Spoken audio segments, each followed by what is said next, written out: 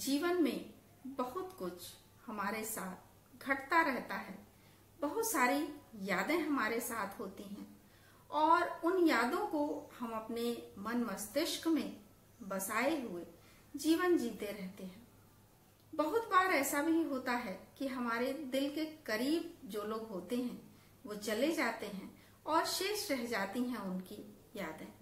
इन यादों को मन में बसाए हुए हम कल्पना तो कर सकते हैं कि वो लोग वापस आ जाएं, लेकिन वो लोग वापस नहीं आते हैं।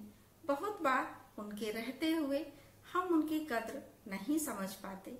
चले जाने के बाद अगर हमें उनकी बातें, उनकी चीजें समझ में आती भी हैं तो बहुत देर हो चुकी होती है। कुछ ऐसे ही ताने बाने को बुनकर मैंने बरसों पहले एक कहानी लिखी थी जिसको शीर्षक दिया था वापस आ जाओ श्रद्धा।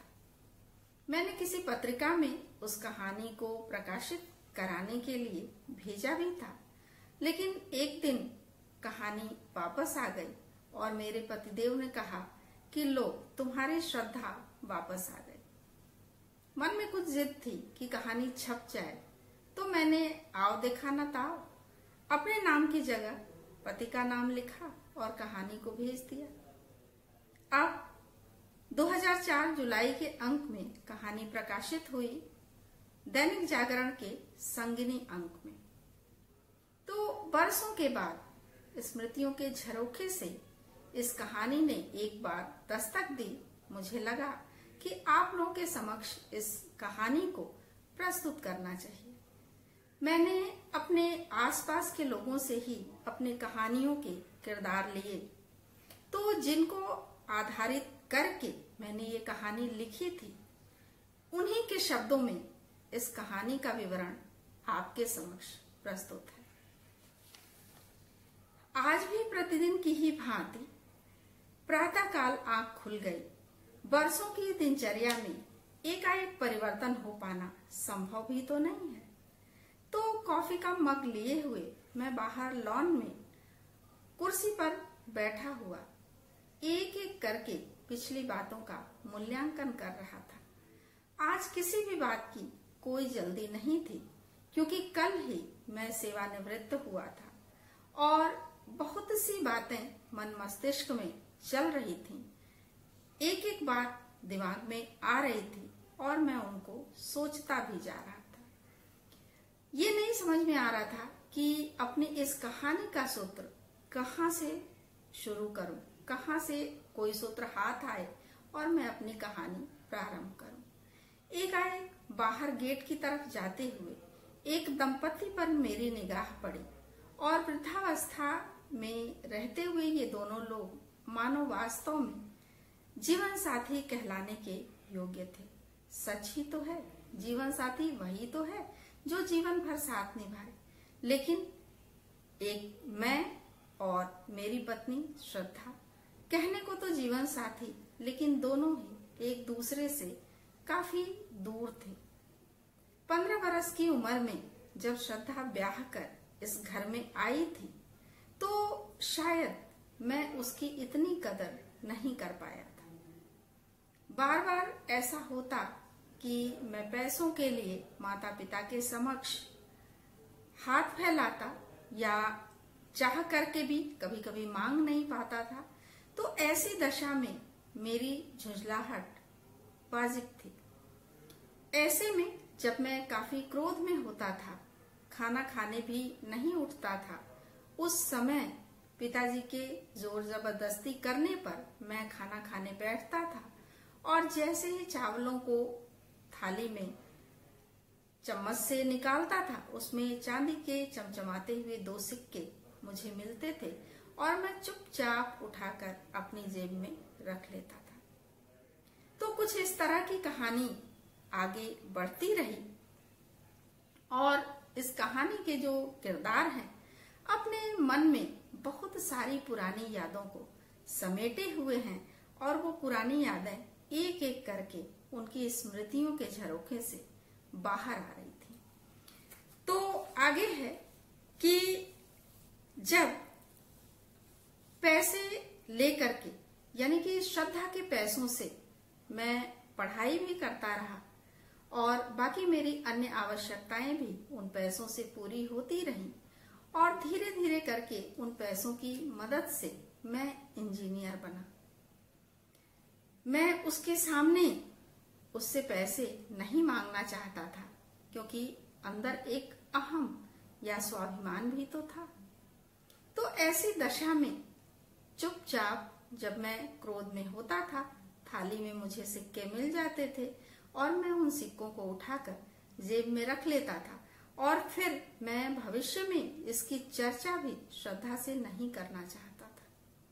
परिवार का माहौल कुछ ऐसा था जहां पर दिन हो या रात हो, स्त्रियों से बहुत अधिक मिलना जुलना, चाहे वो पत्नी ही क्यों ना हो, थोड़ा मुश्किल था क्योंकि माँ का दबाव तो परिवार पर था ही। ऐसी दशा में मैं और श्रद्धा आगे बढ़ते रहे। जब मैं थाली से सिक्के उठाकर जेब में रखता, श्रद्धा की दबी हुई हंसी सुनाई पड़ती, लेकिन मैं उस हंसी को एक तरह से अनदेखा कर जाता क्योंकि अगर ध्यान देता तो स्वाभिमान आहत होता, पैसे मांगता तो लगता कि स्त्री से पैसे मांग रहा हूं। तो ऐसी दशा में केवल मुझे पैसों से मतलब था, चाहे वो जैसे भी मिल रहा। तो एक एक करके दिन गुजरने लगे। मैं 3 पुत्रियों और 2 पुत्रों का पिता बन चुका था, लेकिन दशा कुछ ऐसी हुई कि पुत्रियां तो तीनों स्वस्थ थीं, लेकिन पुत्र शायद मेरे और श्रद्धा के भाग्य में नहीं थे। एक बार ऐसा भी हुआ था कि मैंने खेल के दौरान कुछ लड़कों से झगड़ा होने पर एक लड़के को पीट पीट करके और अधमरा कर दिया था। जब हम लोग क्रोध में थे, उसको हॉकी से पीटते रहे और धीरे धीरे जब क्रोध शांत हुआ, हम लोगों ने देखा तो वो लड़का दम तोड़ चुका था। बातें सभी की समझ में तो आई, सबने पता भी करना चाहा, लेकिन राज नहीं खुला तो नहीं खुला। लेकिन इसका कर्म फल हमारे जीवन पर तो पड़ा। इसकी सजा मुझे भी मिली, लेकिन साथ ही साथ श्रद्धा भी इसमें शामिल रही, क्योंकि पुत्रियां तो तीनों स्वस्थ थीं, लेकिन पुत्र असमय ही काल के गाल में समा गए। यानी कि बहुत कम उम्र में, बहुत छोटे उम्र में ही दोनों बेटे मृत्यु का ग्रास बन गए।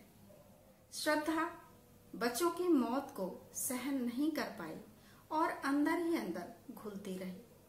घर का वातावरण भी ऐसा था कि बूढ़े माता पिता के पास श्रद्धा को छोड़कर मैं अपनी नौकरी के स्थानांतरण में इधर से उधर भटकता रहा। तीनों पुत्रियों और बूढ़े माता पिता की सेवा करते हुए और पुत्रियों की परवरिश, पढ़ाई लिखाई सब कुछ देखते हुए श्रद्धा ने घर परिवार बहुत अच्छी तरह से संभाला था और मैं नौकरों के सहारे इधर से उधर एक स्थान से दूसरे स्थान पर तबादला लेकर भटकता रहा। एक समय ऐसा भी आया जब बूढ़े माता पिता की मृत्यु हो गई और श्रद्धा को मैं अपने साथ ले आया, क्योंकि अब मुझे पहले की अपेक्षा उसकी अधिक आवश्यकता थी। अब मैं बार बार इस बात पर गौर करता था कि श्रद्धा वाकई बहुत सुंदर थी, लेकिन अब इन बातों का क्या फायदा होता, क्योंकि धीरे धीरे करके बेटियां तो परवरिश पाती हुई, अच्छी शिक्षा पाती हुई बढ़ रही थी, लेकिन श्रद्धा धीरे धीरे उसकी आयु, उसकी जीने की इच्छा कम हो रही थी। तो कुछ बीमारियों ने उसके शरीर को जकड़ लिया था और धीरे धीरे ये पता चला कि कैंसर जैसी बीमारी ने उसको अंदर ही अंदर समाप्त कर डाला था। दिन बीतते रहे। कुछ समय के बाद वो दिन भी आया जब श्रद्धा मेरे आंखों के सामने दम तोड़ चुकी थी। लोगों ने उसे नहला धुलाकर दुल्हन की तरह सजा दिया था। एक समय वो भी था जब मैं दुल्हन बनाकर उसे अपने साथ ले आया था, और एक दिन वो भी आया जब श्रद्धा मेरा साथ छोड़ करके दुल्हन की ही तरह सज धज करके जा रही थी। जब सजा करके अर्थी पर लिटाया गया तो फिर से किसी ने मेरे हाथों में सिंदूर की डिबिया पकड़ा दी और मुझसे उसकी मांग भरने के लिए कहा। एक दिन वो भी था जब मैं उसकी मांग भर के उसे अपने घर ले आया था। एक आज का दिन था जब मैं उसकी मांग भर करके उसको विदा करने जा रहा था। तो इस तरह से श्रद्धा मेरे जीवन से चली गई और मुझे तो ये याद भी नहीं रहा कि मैंने किस तरह से दुल्हन की तरह सजी हुई श्रद्धा को विदा किया। धीरे धीरे मैं अपने आप में खोता चला गया। बेटियां मुझे ढांढस बंधाती थीं। एक एक करके बेटियों की शादी हो गई। सबसे छोटी बेटी मेरे साथ ही रहती थी, डॉक्टर थी, हमेशा मुझे धीरज बंधाती रहती थी और एक तरह से कहा जाए कि माँ की तरह से वो मेरी देखभाल करती थी। बेटियों को ही अपना सर्वस्व मानकर मैंने भी कर्तव्य पथ पर आगे बढ़ने की बात सोच ली और इस तरह से स्मृतियों के इस पावन समंदर में मैं पता नहीं कब तक गोते लगाता रहा। लेकिन जब छोटी बेटी ने आवाज दी तो मेरी तंद्रा भंग हुई और जब मैंने देखा कि वो कह रही है कि पापा आप न जाने कहाँ खोए हुए हैं, मैं कब से आपको आवाजें दे रही हूँ और आज आप आराम से घर बैठिए, खूब आराम कीजिए और लीजिए ये आज का अखबार पढ़िए। देखिए प्रसाद जी की पावन पुण्यतिथि पर इसमें कितना सुंदर लेख छपा हुआ है। मेरी नजर हाथ में लिए हुए अखबार की तरफ उठी और मैंने देखा कि प्रसाद जी की एक पंक्ति जो उस अखबार में लिखी हुई थी, नारी तुम केवल श्रद्धा हो। इस पंक्ति पर मेरी निगाह ठहर सी गई। मैंने जब उसमें पढ़ा तो मैंने सोचा कि सच है, नारी वाकई श्रद्धा की ही पात्र होती है और ऐसी ही नारी थी मेरी श्रद्धा भी, जो श्रद्धा की ही पात्र थी। लेकिन समय रहते शायद मैंने इस चीज को महसूस नहीं किया, उसे वो श्रद्धा मैं नहीं दे पाया। उसके बाद मैंने जब कविता की अग्रिम पंक्ति पढ़ी कि पीयूष स्रोत सी बहा करो जीवन के सुंदर समतल में, अर्थात प्रसाद जी की ये कविता जो उन्होंने लिखी थी कि नारी तुम केवल श्रद्धा हो, पीयूष स्रोत सी बहा करो जीवन के सुंदर समतल में, तब मुझे ये लगा कि अब शायद ये पंक्ति मेरे जीवन में सार्थक ना सिद्ध हो, क्योंकि मेरी श्रद्धा अब पुनः मेरे जीवन में वापस नहीं आ सकती। अब वो मेरे जीवन में पीयूष स्रोत सी नहीं बह सकती और फिर भी मेरे होठों से शब्द प्रस्फुटित हो उठे, वापस आ जाओ श्रद्धा, वापस आ जाओ। मैं आज जीवन संगिनी का सही अर्थ समझ पाया हूँ। तुम हो सके तो फिर से वापस आ जाओ। तो मैंने इस कहानी का शीर्षक यही दिया था, वापस आ जाओ श्रद्धा। प्रसाद जी की ये पंक्तियां मुझे भी बेहद प्रिय हैं। तो आज मैंने ये कहानी आपके समक्ष प्रस्तुत की। आशा है कहानी आपको अच्छी लगी होगी। अगली बार कुछ अन्य बातें, कुछ अन्य कहानियां।